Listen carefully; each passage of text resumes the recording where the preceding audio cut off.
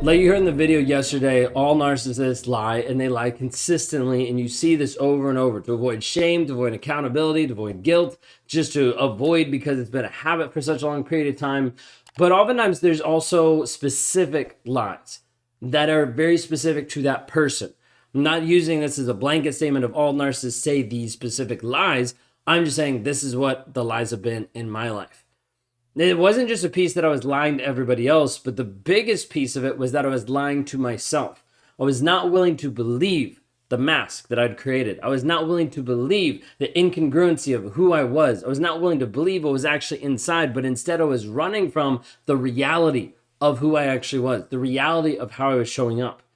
And as a result, I started to believe some internal and some core lies about myself, about my reality, about the people that were in it. And all of this continued to stem to a place that continued this downward cycle. These lies. So I identified 7 of them. Identified 7 of them going through the Wake Up Warrior Challenge. And this is the same challenge we coach guys with even today. Helping them actually liberate their mindset and actually be free from the toxicity that they've been a part of. Helping other women actually be free mentally and emotionally to no longer believe the lies being stuck on them by the narcissist in their life. So I'm going to go back, and we're going to go back a bit to the original aspect of me learning, me growing, and me seeing different things open up. So I've got my book here with me of going through these original lies that I wrote down. These were very, very integral to my growth and my journey. Not the lies specifically themselves, but the awareness and the acknowledgement and the working through of them. Because if you have a toxic guy in your life and he's unwilling to look at the lies, he's unwilling to work on the lies, nothing's going to change. Okay?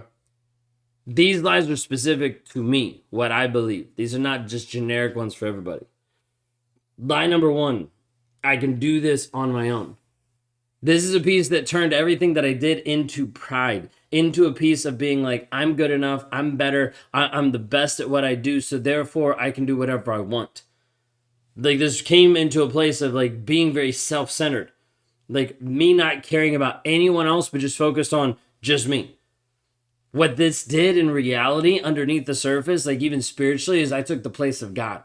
I'm good enough. I'm the best person. And as a result, I could do whatever I wanted.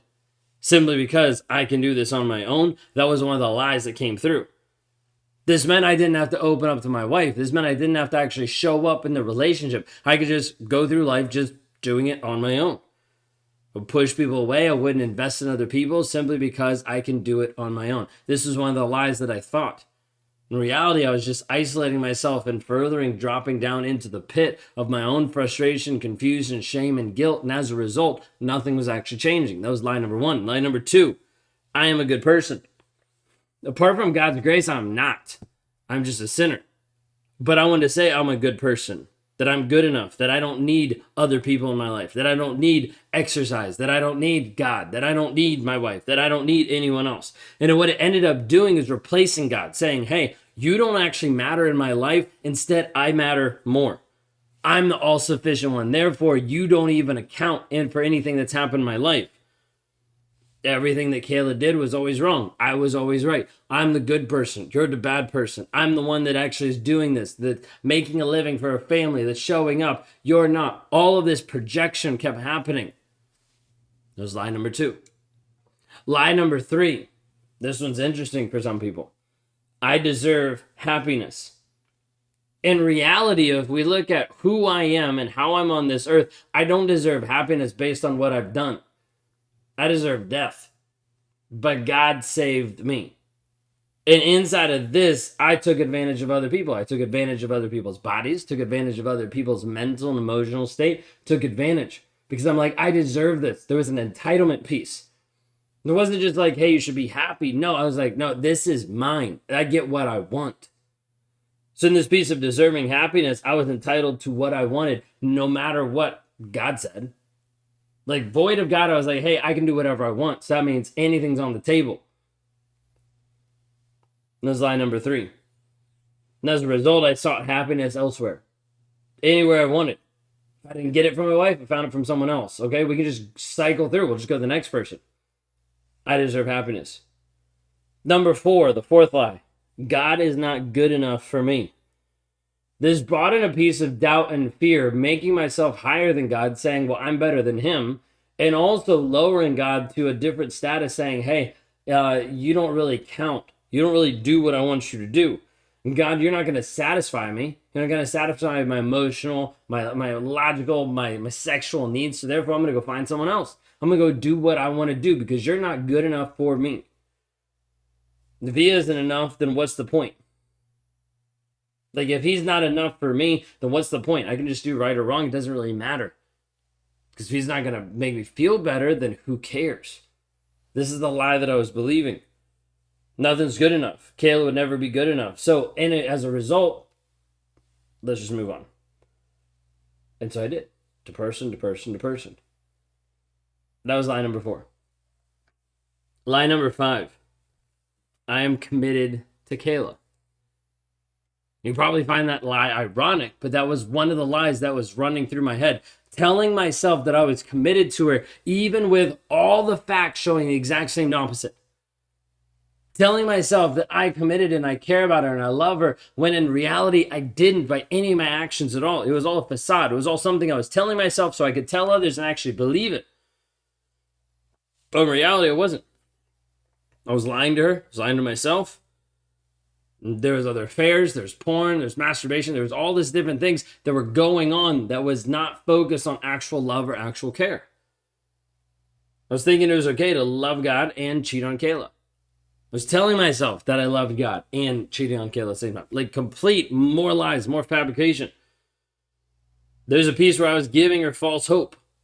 I was giving her false hope, showing her that the relationship was working, that I was getting better, when in reality, I wasn't committed at all. And that was lie number 5. Lie number 6, I was in love with other women. This brought in like emotional chaos into my life. Because I believed and I started telling myself that I had that love, actual love for each of these people, versus just using manipulation. But what this did is it exposed me in a lot of different ways. It thought that, oh, I'm in love with these people. But in reality, I wasn't. I was using and abusing. Like mentally and emotionally going through motions, sexually going through motions that were not helpful at all. And what happened inside of here is I started to squelch out God's voice. Like that Holy Spirit nudge of like, hey, probably shouldn't be doing this. Put a cap on that. Hide that. Run away from that. Because I didn't want to hear it. But what happened is then I just kept distancing myself from Kayla. Because she wasn't good enough. Let me go find someone else. And so on and so forth. Lie number 7. This has a piece of underlying of being not enough, which is really interesting because up above, I think that God's not good enough, right? But there's still this lie that I know is still a lie, that I'm not enough. And so the lie here is I can never win love. This had a huge skewed focus and a piece of self-doubt inside of me of like, well, what's the point? If this doesn't work out, if I can't actually get this, if this isn't something that's in a part of my life, then what's the point? There's been a piece inside of my healing journey at times that I've like looked at Kayla and be like, wait a second, you love me? Like almost like it's a surprise sometimes, even though she's been with me for all of this. She's been with me even through everything I put her through. She's still shown up. And it's a surprising reality because this lie here, I can never win at love. So you brought me to a place of thinking, well, why even try?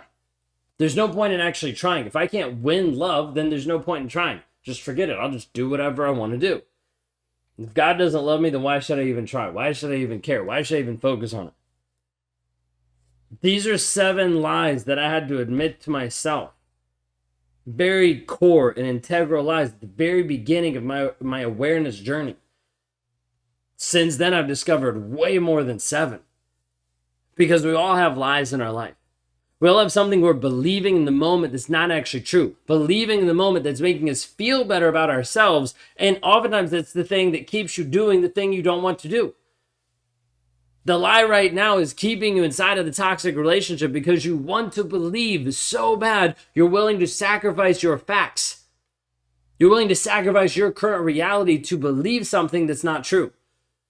to believe that he's just having a hard time, that he's emotionally immature, that he's struggling because of previous abuse, and you're letting the abuse happen to you more and more and more simply because you're unwilling to look at the facts. You're too stuck on the fact of, is he a narcissist? Is he not a narcissist? Who cares? He's abusing you.